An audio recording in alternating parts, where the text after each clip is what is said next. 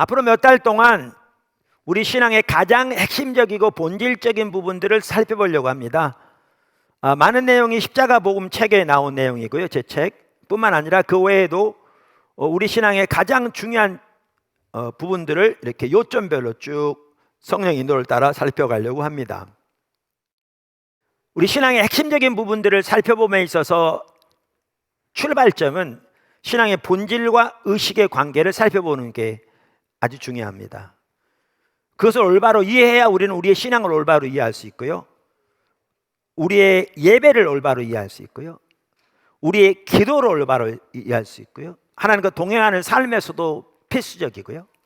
그래서 사실 신앙의 본질과 의식의 관계를 이해하는 것은 우리 신앙 생활의 모든 면에서 어떻게 보면 가장 중요한 한 가지 부분이라고 저는 확신합니다. 그래서 그 부분도 살펴보려고 하는데, 주일날 우리가 예배 시간이 다른 데보다 훨씬 길지만 제한되기 때문에 오늘은 우리 신앙의 본질을 살펴볼 거고요, 다음 주에는 우리 신앙의 본질과 의식과의 관계를 살펴보려고 합니다. 아멘. 첫째, 우리 신앙의 본질.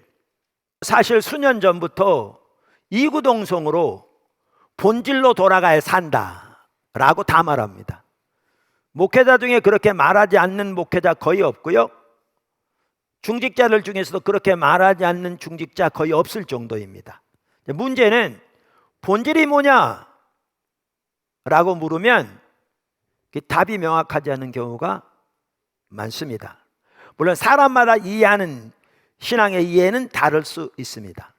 그런데 저는 우리 신앙의 본질을 다음과 같이 요약할 수 있다고 확신합니다. 우리 신앙의 본질이란 말은 신앙의 핵심, 가장 중요한 요소, 이런 뜻입니다. 두 가지 면을 가지고 있는데요, 하나는 하나님과 친밀한 교제입니다. 하나님과 친밀한 교제라는 말은 하나님을 아는 것, 그리고 우리의 존재를 다해 하나님을 사랑하는 것을 말하고요, 그 다음에 우리 신앙의 본질의 또 한 가지 요소는 하나님의 행하심을 보고 우리의 온 삶으로 동참하는 것입니다. 이 삶을 살기 위해 전적인 순종과 온전한 신뢰가 필수입니다. 자, 그러면 이렇게 물을 수 있습니다. 어떤 성경적인 근거를 가지고 이렇게 말하느냐? 우리는 성경적인 근거를 가지고 얘기해야 되잖아요. 저는 성경 전체가 이 부분을 말하고 있다고 확신하는데, 그 중에 대표적으로 몇 구절만 보면 다음과 같습니다. 그 한 구절은 요한일서 1장 3절입니다. 요한일서 1장 3절. 오늘 성경 구절을 많이 볼 거거든요. 그러니까 잘 보시면 좋겠습니다. 우리가 보고 들은 바를 너희에게도 전함은. 자, 우리가 보고 들은 바 그랬는데, 여기에 보고 들은 바란 말은 바로 그 윗절을 보면 압니다.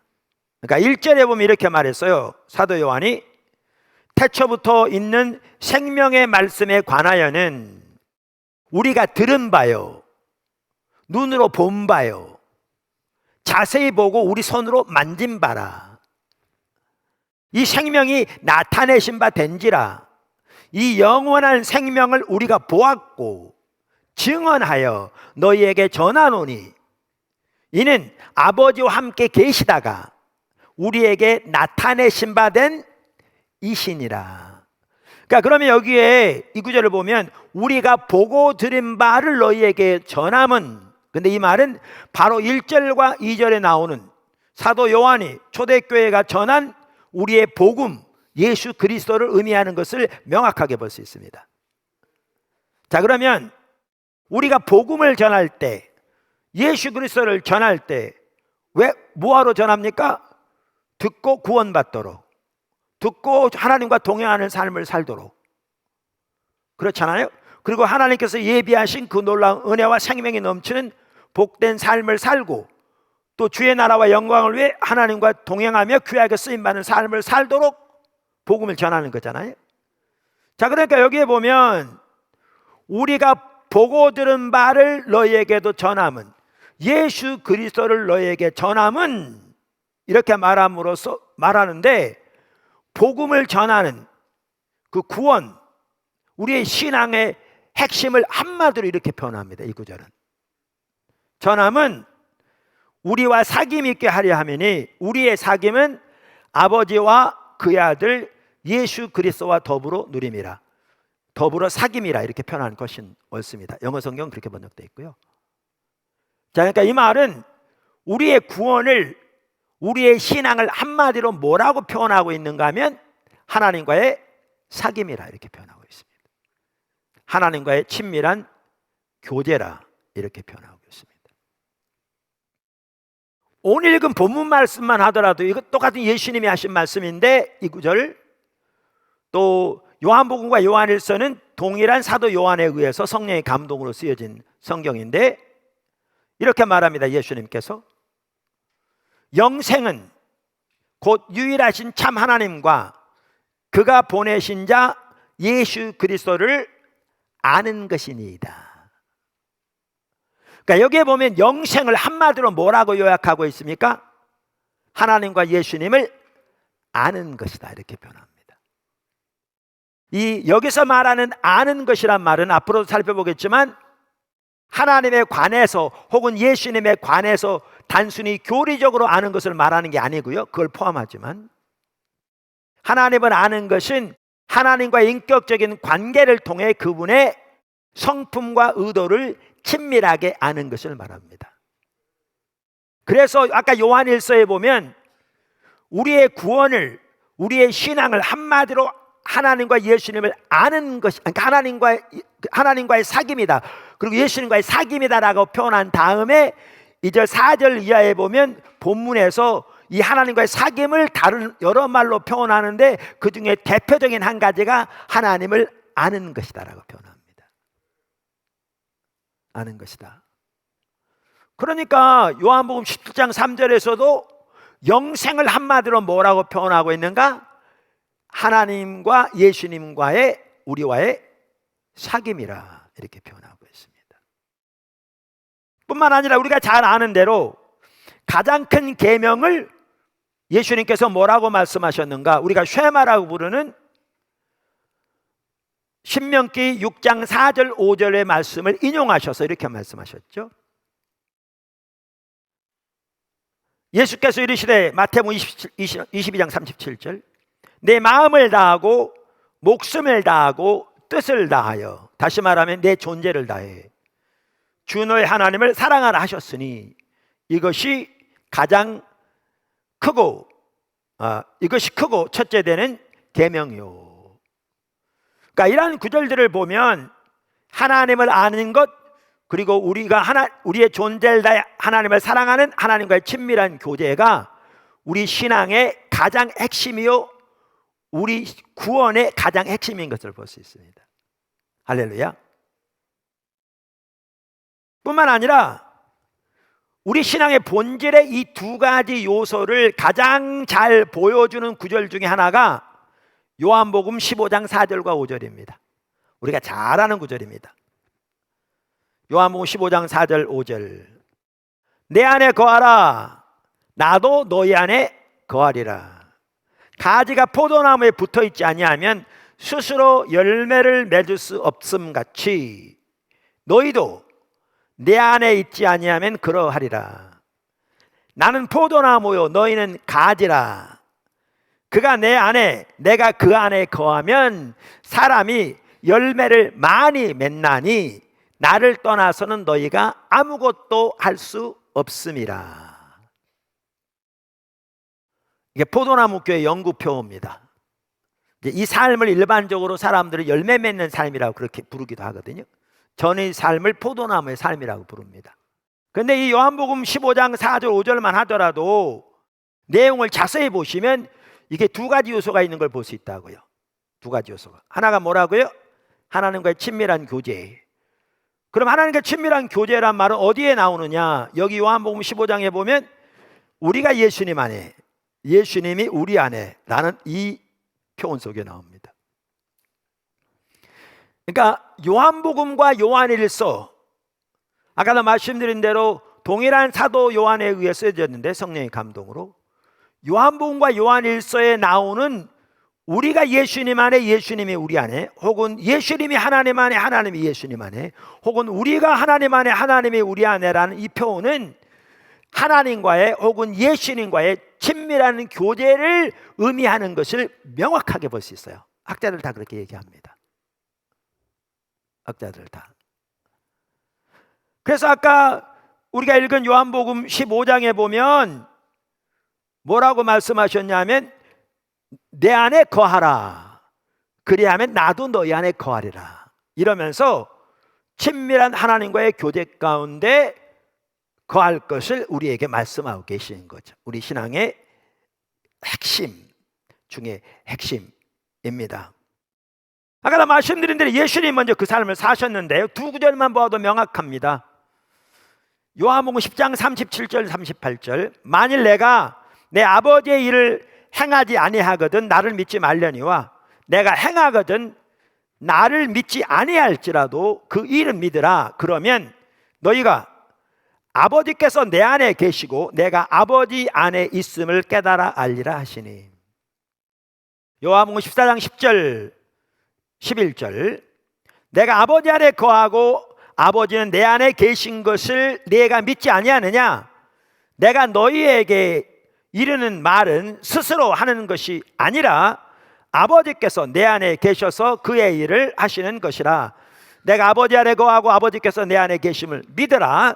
그렇지 못하겠거든 행하는 그 일로 말미암아 나를 믿으라. 이 구절을 보면 반복적으로 예수님께서 말씀하시고 계신데 예수님이 아버지 안에 계시고 아버지가 예수님 안에 계신 삶을 사셨다고 말하고 있어요, 먼저. 그리고 우리에게 정확하게 동일하게 그 삶을 살라고 말씀하세요. 그러면서 예수님이 전파하신 말씀이나 예수님이 행하신 모든 사역이 이 관계에서 나왔음을 분명하게 말씀하고 계세요. 할렐루야. 자, 또 한 가지 신앙의 본질의 요소는 하나님의 행하심을 보고 온 사람으로 동참하는 겁니다. 그럼 어떤 분은 그럴 수 있어요. 요한복음 15장에 어디 그 말이 나오냐, 아무리 눈을 씻고 봐도 그 말이 안 나오는데. 근데 말씀드린 대로 성경을 읽으려면 문맥에서 이해해야 돼요. 이제 요한복음 전체를 보시면 예수님이 그 삶을 사셨던 것을 분명하게 볼 수 있고요, 그게 그 삶의 의미가 뭔가를 볼 수 있고요, 이제 그걸 보면 예수님이 요한복음 15장에서 우리에게 말씀하신 이 말이 무슨 의미인지를 볼 수 있어요. 무슨 의미인지를. 그래서 요한복음 15장 4절 5절에 하나님의 행하심을 보고 온 사람으로 동참하는 것이 어디에 나오느냐면요, 4절 5절에 다 나옵니다. 4절에 보면 스스로 열매를 맺을 수 없음 같이, 5절에 특별히 너희가 나를 떠나서는 아무것도 스스로 할 수 없다 그랬잖아요. 여기에 그게 있습니다. 자, 그럼 어떻게 이게 그걸 의미하는가? 아까도 말씀드린 대로 예수님이 사셨던 삶의 이 부분을 보면 명백하게 볼 수 있는데, 예수님이 사셨던 삶의 이 부분을 잘 볼 수 있는 구절이 어디냐면 요한복음 5장입니다. 요한복음 5장 17절 19절 20절입니다. 그럼 예수님께서 이렇게 말씀하십니다. 예수께서 그들에게 이르시되 내 아버지께서 이제까지 일하시니 나도 일한다 하시매. 19절 그러므로 예수께서 그들에게 이르시되 내가 진실로 진실로 너희에게 이르노니 아들이 아버지께서 하시는 일을 보지 않고는 아무것도 스스로 할 수 없나니 아버지께서 행하시는 그것을 아들도 그와 같이 행하느니라. 아버지께서 아들을 사랑하사 자기가 행하시는 것을 다 아들에게 보이시고 또 이보다 더 큰 일을 보이사 너희로 놀랍게 여기게 하시리라. 그러니까 우리말에는 어순이 이렇게 좀 뒤죽박죽하기 쉽거든요. 요약하면 이렇습니다. 17절 19절 20절 아버지가 오늘까지 일하신다. 나도 일한다. 나는 스스로 아무것도 할 수 없다. 예수님이요, 지금 예수님이 하신 말씀입니다. 하나님의 아들이 나는 스스로 아무것도 할 수 없다. 이 구절만 말씀하는 게 아니고요, 요한복음 여러 번 말씀하십니다. 심지어 하지 않는다라고도 얘기하지 않으시고요, 할 수 없다라고 말씀하십니다. do not이 아니라 can not입니다. 할 수 없다. 나는 아버지가 행하시는 것을 보고 그것을 나도 행한다. 아버지가 아들을 사랑하셔서 아들에게 아버지의 행하시는 모든 것을 보이신다. 자, 그러면 요한복음 15장에 너희는 내 안에 거하라. 그러면 나도 너희 안에 거하리라. 그러면서 너희가 나를 떠나서는 아무것도 스스로 할 수 없다. 그 말은 보십시오. 아까 예수님이 아버지 안에, 아버지가 예수님 안에 거하는 삶을 통해서 거기에서 말씀도, 거기에서 모든 사역이 나왔잖아요.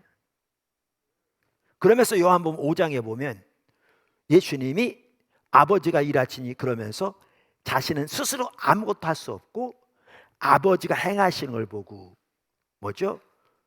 그 일에 온 사람을 동참한다고 그랬잖아요. 그러면서 요한복음 15장에 보면 너희가 나를 떠나서는 아무것도 스스로 할 수 없다. 내 안에 거하라. 이 말은요, 바로 정확하게 예수님이 사셨던 것처럼 하나님의 행하심을 보고 온 사람으로 동참하는 삶을 말하는 것을 명백하게 볼 수 있습니다. 이게 하나님 인간을 창조하실 때부터 의도하신 삶이고요, 성경 전체 명확합니다. 그래서 우리 신앙의 본질을 이렇게 두 가지 요소로 요약할 수 있습니다. 하나가 뭐라고요? 하나님과의 친밀한 교제. 그 말은 하나님을 알고 존재를 다해 하나님을 사랑하는 것. 두 번째는 뭐라고요? 하나님의 행하심을 보고 온 사람으로 동참하는 것. 이것을 위해 전적인 순종과 온전한 신뢰가 필수다. 자, 그런데 그 작은 첫 번째 이렇게 얘기할지 모르겠지만 여러분이 이해하기 쉽도록 좀 구분하면 이 신앙의 본질의 두 가지 측면이 동전의 양면처럼 서로 분리되지 않습니다. 그러니까 두 개가 있는 게 아니고요, 하나입니다. 하나의 두 가지 면을 지금 설명드린 겁니다. 그러니까 우리 신앙의 본질 핵심은 하나님과 친밀한 교제다. 전혀 틀린 말이 아닙니다. 그래서 요한일서 1장 3절은 우리가 살펴본 대로 우리의 구원을, 우리의 신앙을 한마디로 하나님과의 사귐이라고 표현하잖아요. 또 요한복음 17장은 영생을 한마디로 하나님과 예수님을 아는 거라고 표현하잖아요. 그런데 그렇게 하나님을 알면 당연히 같이 가는 게 뭐냐면 하나님의 행하심을 보고 온 사람으로 동참하는 삶을 살게 돼 있습니다. 그래서 요한복음도 이 두 가지 면을 같이 말하고 있는 거죠. 하나입니다. 동전의 양면처럼 분리되지 않습니다. 아멘. 작은 두 번째라고 할까요? 이 신앙의 본질은 하나님 중심적인 삶과 같이 갑니다. 요한복음만 하더라도 예수님이 먼저 이 포도나무의 삶, 신앙의 본질의 삶을 사셨고 참 포도나무로 제자들은 우리에게 그 삶을 살라고 강력하게 명령하십니다. 그런데 요한복음에 보면 어느 복음서보다도 예수님이 철저하게 하나님 중심적인 삶을 사셨다는 것을 반복적으로 강조하고 있습니다. 왜냐하면 이 둘은 분리되지 않습니다. 같이 갑니다. 하나님 중심적인 삶은 크게 세 가지 특징을 가지고 있습니다. 그걸로 이렇습니다. 우리 신앙이 하나님 중심적인 삶이다. 그걸 부인할 목회자 있습니까? 교회 중직들 당연히 하나님 중심적인 삶을 살아야죠. 말 안 할 중직자 있을까요? 그런데 하나님 중심적인 삶이 뭐죠? 라고 물으면 답변을 명확하게 못하는 경우가 적지 않습니다. 하나님 중심적인 삶은 이 세 가지 특징을 가지고 있는데요, 이 세 가지 특징이 다 이루어져야 그것이 하나님 중심적인 삶입니다. 그 세 가지 특징은 하나님의 자원으로, 하나님의 목적을 위해, 하나님의 방법으로 사는 삶입니다. 이것이 처음 하나님께서 인간을 만드실 때부터 의도하셔서 삶이고, 이 삶을 살 때 하나님의 생명이 우리 삶 속에 넘칩니다. 그러니까 이 삶을 살아야 하나님과의 친밀한 교제가 가능하고, 이 삶을 살아야 하나님의 행하심을 보고 온 사람으로 동참하는 것이 가능합니다. 큰 두 번째, 우리가 신앙의 본질 가운데 행할 때 하나님의 생명이 넘칩니다. 구약 성경에서 신앙의 본질에 대해서, 그리고 제가 나누는 이 부분에 대해서 아주 잘 말해주는 구절 중에 하나가 신명기 30장 15절에서 20절입니다. 신명기 30장 15절에서 20절입니다.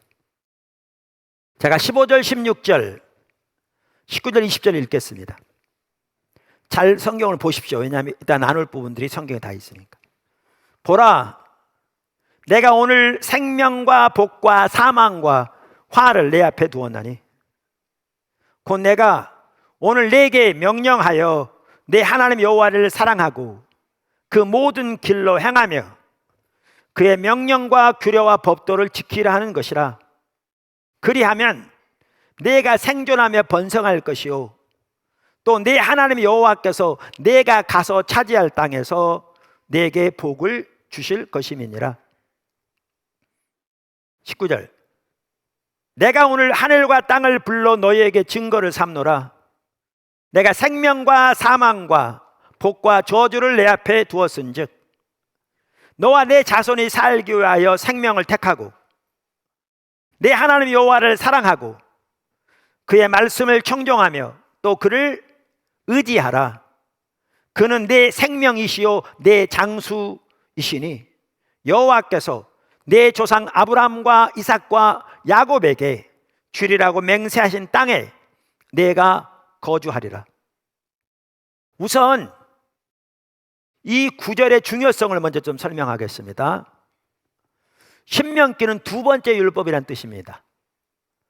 그러니까 이스라엘 백성들이 40년 동안 광야 생활하고요, 모세 인도를 따라 요단강 맞은편까지 왔을 때 하나님께서 모세는 가나안 땅에 들이지 않겠다고 말씀하셨습니다. 아시겠지만 여호수아를 통해서 가나안 땅을 차지하게 할 텐데 요단강 이쪽 편에서 저 가나안 땅을 이렇게 내다보면서 이스라엘 백성들에게 그동안 하나님이 하신 일과 그리고 하나님 주신 율법을 설명하면서 율법을 새롭게 설명한 내용이 신명기입니다. 그래서 두 번째 율법이라고 부르기도 하고요, 율법을 새롭게 설명한 율법이라고 그런 이해를 담고 있습니다. 중요합니다. 그 다음에 신명기 1장부터 34장까지 쭉 읽어보시면, 심지어 여호수아까지 읽어보시면 하나님이 구약만 하더라도 율법에서 말씀하신 하나님 백성들에게 요구하시는 핵심적인 사항 중 가장 잘 그것을 요약해 놓은 구절이 이 구절입니다. 이 구절입니다. 실제로 다음 주에 아마 볼 것 같은데, 그래서 구약 성경도 이 구절을 하나님께서 이스라엘 백성들이 애굽에서 이스라엘 백성들을 건져낼 때 그들에게 명령하신 가장 주된 명령이라고 실제로 성경은 말하고 있습니다. 다음 주에 보여드릴 겁니다. 그래서 여기에 나온 이 구절은 율법 전체를 가장 잘 통합하고 있는 구절이기도 하고요, 그러면서 우리의 신앙의 본질을 구약적인 관점에서 아주 잘 말해주고 있는 구절입니다. 이 구절이. 자, 그러면 여기에 보면 이제 이런 내용들이 있습니다. 하나님이 이스라엘 백성들 앞에, 여기 이제 우리도 포함됩니다, 우리 앞에 한쪽에는 생명과 복, 다른 쪽에는 사망과 화 혹은 사망과 저주를 두셨다, 이렇게 말합니다. 그러면서 뭐라고 말씀하시냐면 우리와 우리 자신이 살기 위하여 생명을 택하라. 그러니까 하나님은 우리가 생명을 택하기 원하십니다.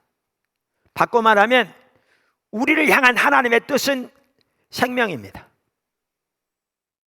예수님께서도 요한복음 10장 10절에서 인자가 온 것은 양으로 생명을 얻되 더 풍성히 얻게 하려 함이라 말씀하셨고, 하나님께서 인간을 창조하시고 나서 그들에게 생육하고 번성하라고 축복하셨고, 인류가 죄로 인해서 인류의 죄가 하늘에 닿아서 하나님이 물로 세상을 심판하시고 노아로부터 새롭게 인류를 시작하시면서 그에게 주신 첫 번째 축복도 생육하고 번성하라고 하셨습니다. 하나님의 뜻은 항상 생명입니다. 오늘날 심지어 예수 믿는 사람들 중에서도 자기가 하나님을 떠나 있기 때문에 하나님의 생명의 역사가 자기 삶 속에 함께하는 대신에 오히려 하나님의 심판의 열매들이, 여기 말한 화, 저주라고 표현된 함께하는 그러한 상태에 있음을 전혀 인식하지 못하고 나름대로 하나님 문제 해결달라고 기도해보고 금식도 해보고 헌금도 좀 해보고 봉사도 해봤는데 자기 원하는 거 해주지 않는다고 하나님은 모진 분이고 심지어 전혀 우리를 사랑하지 않는 그런 분으로 인식하는 그러한 상처가 있는 사람들이 꽤 있습니다. 그거요, 사탄의 상처입니다. 하나님 뜻은 항상 생명입니다. 그러면서 여기 보면 중요한 말이 나옵니다. 하나님이 우리의 생명이시다라는 거죠. 20절에 그래서 이렇게 말합니다. 아까 읽은 그는, 여기 그는 하나님을 가리키죠. 내 생명이시요 내 장수이시니. 그러니까 하나님이 생명을 택하라 그래 놓고서 바로 하신 말씀이 뭐냐면 내가 네 생명이다 이렇게 말씀하시는 거죠. 그러니까 여기 보면 우리에게 생명을 택하라는 말은 다른 말로 무슨 말이냐면 하나님을 택하라는 말입니다. 왜? 하나님이 우리의 생명이시니까. 그러면서 내 장수시다. 이 말이 무슨 말인지 압니까? 여기 하나님을 택하는 길이 나오는데 이제 가나안 정복을 앞두고 이스라엘 백성들에게도 너희가 이 하나님을 택하는 이 길을 따라 하나님을 택하는 삶을 살면 내가 너희의 장수이기 때문에 너희 민족의 생명이 길리라 그 말입니다. 내가 너희 나라를 지킬 거고 보호할 거고 필요를 공급할 거고 그 말입니다. 실제로 우리가 잘 알듯이 생명 되시고 장수 되시는 하나님을 떠났을 때 그들은 원수들에 의해 그 나라가 멸망하고 거기서 쫓겨났습니다.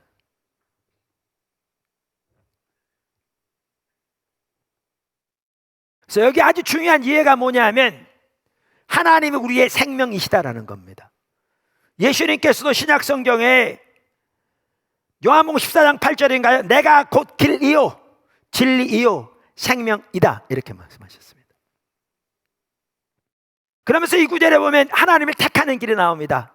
그러니까 생명을 택하라 그러는데 그 말은 다른 말은 하나님을 택하라는 말인데 어떻게 하는 것이 하나님을 택하는 길인가? 이게 신앙의 본질을 가장 잘 요약해 놓은 거죠. 구약적인 관점에서 5가지가 나옵니다. 16절에 3가지가 나오고 20절에 3가지가 나오는데요. 하나는 겹쳐 있기 때문에 5가지입니다.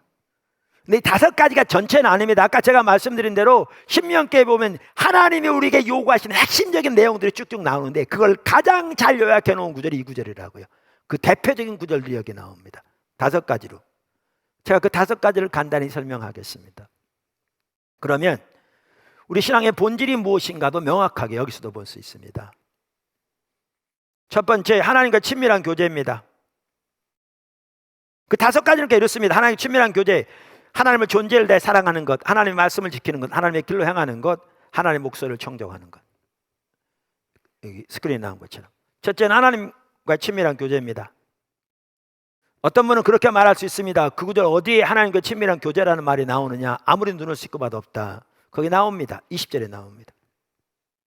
하나님을 택하라고 하시면서 제일 마지막에 뭐라고 말씀하시냐면 또 그를 의지하라 이렇게 나옵니다. 우리말 성경에 그를 의지하라 이렇게 나오는데 개역 개정 한글에 왜 그렇게 번역했는지 전혀 모르겠습니다. 제가 번역한 사람이 아니니까. 올해 개역 한글에는 이게 뭐라고 나와 있었냐면 그에게 부종하라 이렇게 돼 있었습니다. 여기 부종하다란 말은요 우리말로 표현하면 하나님께 착 달라붙어 있으라 그 말입니다. 그러니까 친밀한 교제를 말합니다. 착 달라붙어 있으라 친밀한 교제를 말합니다.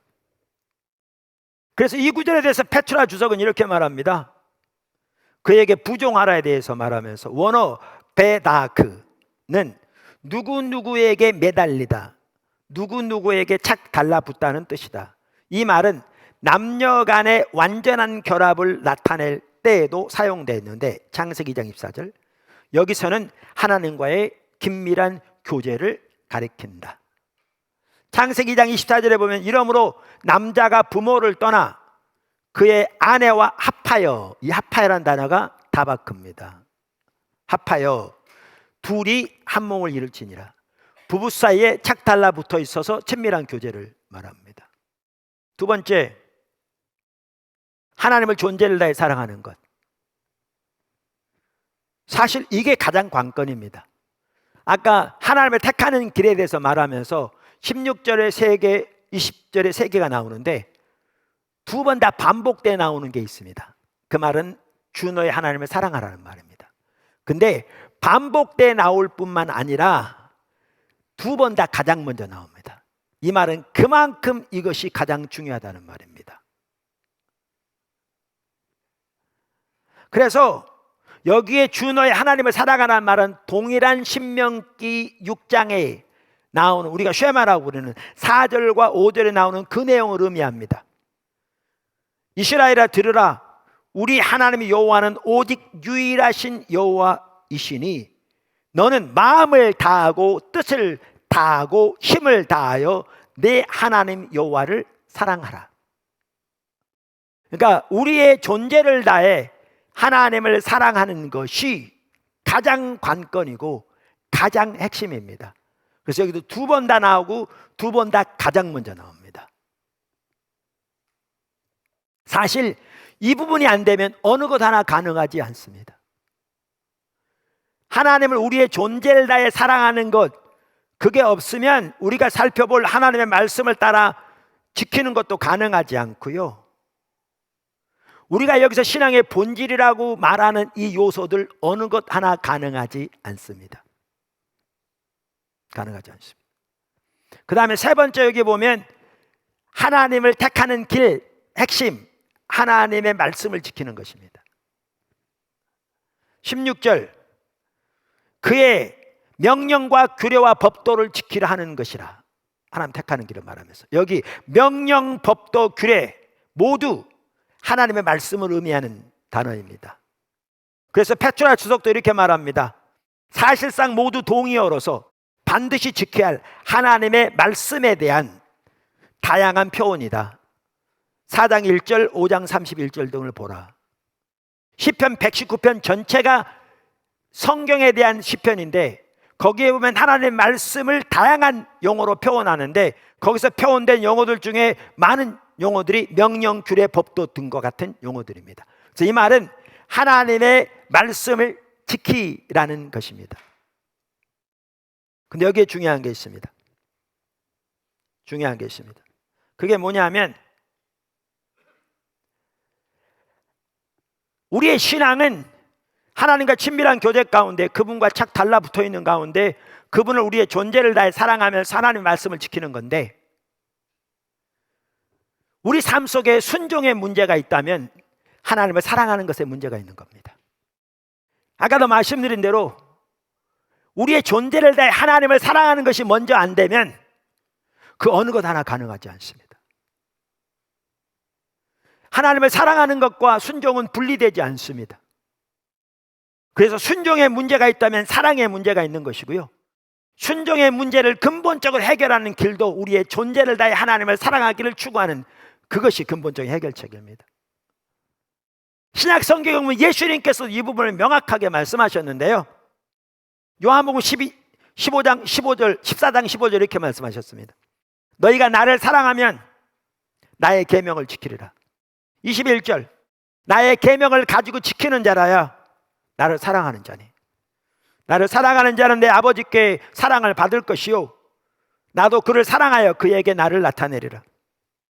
23절, 예수께서 대답하여 가라사대 사람이 나를 사랑하면 내 말을 지키리니 내 아버지께서 저를 사랑하실 것이요 우리가 저에게 와서 거처를 저와 함께 하리라. 24절은 그 반대로 말합니다. 그러니까 하나님의 명령을 지키는 것과 하나님을 사랑하는 것, 예수님의 명령을 지키는 것과 예수님을 사랑하는 것이 분리되지 않습니다.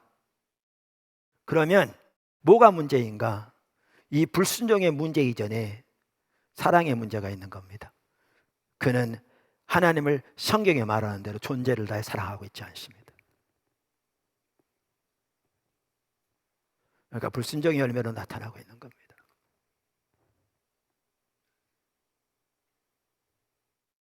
몇 가지 종교적인 의식을 할 따름입니다.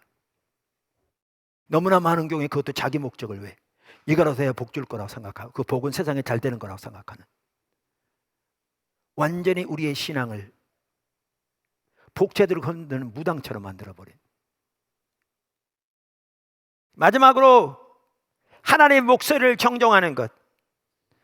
우리말 성경의 20절에 그의 말씀을 청종하며 이렇게 되어 있습니다. 그게 틀린 말은 아닌데요 애매모호하게 번역되어 있습니다.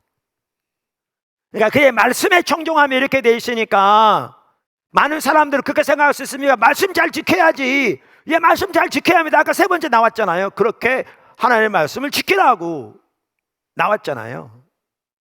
그런데 여기에 나오는 하나님의 말씀에 청종하고 그것은 그 이상입니다. 왜냐하면 원어에는 뭐라고 되어 있냐면 그분의 목소리를 청종하고 이렇게 되어 있거든요.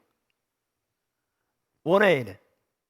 그래서 여러분 영어 성경 보시면 킹 제임스, RSV, NIV 성경, ESV 다 주요한 성경들입니다. 요즘 많이 사용하는 성경들입니다. 그 성경들에 보면 모두가 뭐라고 되어 있냐면 그의 목소리를 청종하고 이렇게 되어 있습니다. 원어대로 되어 있습니다.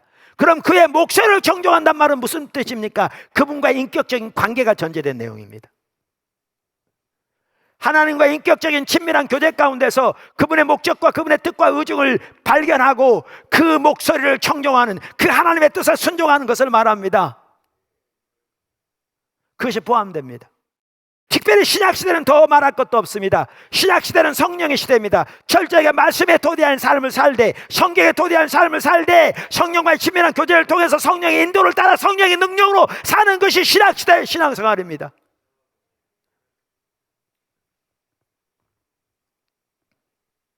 자, 그러면 구약적인 관점에서 우리 신앙의 본질을 아주 잘 요약해 놓은 구절이 이 구절인데, 하나님께 친밀한 교제 가운데서 하나님은 우리의 존재를 다 사랑하고 하나님의 말씀을 지키고 하나님의 길로 행하며 하나님의 목소리를 청종하는 거. 여기 보십시오. 하나님 행하시고 청종하고 다 똑같은 얘기죠. 이게 우리의 신앙의 본질입니다. 신약인 구약인 똑같습니다. 이제 작은 첫 번째라고 말하면 이 삶을 살 때 우리 가운데 하나님의 생명이 넘칩니다. 아까 뭐라고 그러셨냐면 하나님께서 한쪽에는 생명과 복을 두시고 다른 쪽에 사망과 저주 화를 두셨다고 하시면서 너희와 너희 자손을 살기 위하여 생명을 택하라. 근데 생명을 다른 말로 하나님이 생명이시면 내가 네 생명이고 네 장수다. 그러니까 이 말은 하나님을 택하라 그랬죠. 그럼 하나님 택하는 길을 살펴봤는데 우리가 이렇게 살아갈 때 이게 하나님을 택하는 길입니다. 이 말은 뭐냐면 하나님이 우리와 함께 하신다는 겁니다. 하나님이 이스라엘에게 함께 하신다는 겁니다. 우리와 함께 하시면 하나님만이 하시는, 성경에 하나님이 하나님 백성들을 위해서 하시는 일이 우리 가운데 실제적으로 일어나는 걸 말합니다. 그분이 우리의 길을 인도하시고 우리를 보호하시고 우리 하나님 뜻을 보이시고 우리의 필요를 채우시며 기도를 응답하시고 하나님 뜻을 우리 가운데 행하시며 하나님 뜻을 우리를 통해서 성취하시는, 그게 하나님의 생명입니다. 충주에 과거에 가니까 가로수를 사과나무로 만들어놨던데 요즘 서울까지 이렇게 했다고. 자, 여기 튼튼한 좋은 사과나무가 있습니다. 여기다가 심었습니다. 잘 가꿨습니다. 거름을 주고. 그런데 사과가 안 열렸다. 이건 영국감입니다. 사과 열린 게 정상입니다.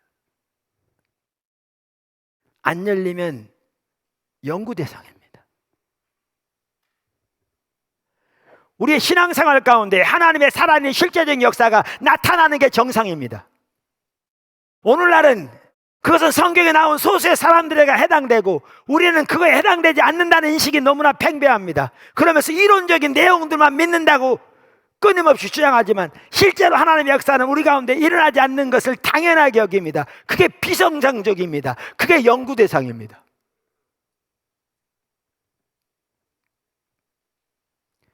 성경이 말하는 신앙의 본질 가운데 행하면 반드시 하나님의 생명이 함께하게 되어 있습니다. 정도의 차이는 있을지 몰라도 하나님의 생명 역사가 우리 가운데 함께하지 않는다면 그게 연구 대상입니다. 하나님을 떠났기 때문에 그렇습니다. 우리가 신앙의 본질 가운데 행할 때 하나님의 생명이 우리 가운데 함께한다는 말은 바꿔 말하면 뭐냐면 우리 가운데 하나님의 생명의 역사가 없다면 그것은 우리가 신앙의 본질을 떠났다는 얘기입니다. 그 삶을 살고 있지 않다는 겁니다. 다시 말하면 다음 주에 살펴보겠지만 그것을 성경은 하나님을 버렸다고 표현합니다. 종교적인 의식은 남아있을지 모르지만 모양은 남아있을지 모르지만 실제 삶에서는 하나님을 버린, 하나님을 버렸다고 말합니다. 오늘은 신앙의 본질에 대해 살펴봤습니다. 신앙의 본질은 하나님을 알고 존재를 다해 사랑하는 하나님과 친밀한 교제고요. 하나님이 행하신 모든 삶으로 동참하는 삶인데 이것은 철저하게 하나님 중심적인 삶과 같이 갑니다. 하나님의 자원으로, 하나님의 목적을 위해, 하나님의 방법으로. 그 신약 관점에서 보면 그 하나님의 자원 중에 핵심적인 자원 중에 하나가 십자가의 능력이고요, 부활의 능력이고요, 우리 가운데 함께한 성령의 능력입니다. 그리고 복음의 능력, 말씀의 능력입니다. 이번 기회를 통해서 우리 포도나무교회 지체들이 정말 우리 자신을 다시 돌아보면서 기본으로 다시 돌아갈 수 있길 바라고, 신앙의 본질 가운데 다시 든든히 세워져서 하나님의 열매 풍성하고 생명 풍성한 교회로 더욱더 세워지기를, 그리고 하나님 나라와 영광을 위해 귀하게 쓰임받는 자리로 세워지기를 주님으로 축원합니다.